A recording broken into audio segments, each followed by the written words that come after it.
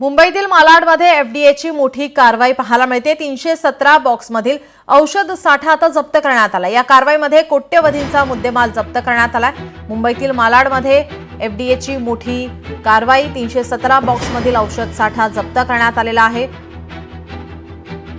या कारवाईमध्ये कोट्यवधींचा मुद्देमाल जप्त करण्यात आलाय। प्राणदा ब्लीडकॉन प्रायव्हेट लिमिटेडच्या गोदामावर अन्न आणि औषध प्रशासन महाराष्ट्र राज्य यांच्या पथकानं ही कारवाई केली आहे। तब्बल 317 बॉक्समधील विनापरवाना आणि मुदतबाह्य औषध साठा जप्त करण्यात आलेला आहे।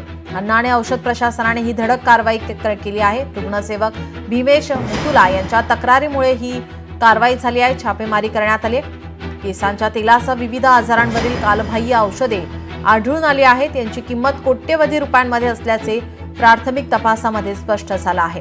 ही धडक कारवाई रुग्णसेवक भीमेश मुतुला यांच्या सतर्कतेमुळे आता शक्य झाली आहे।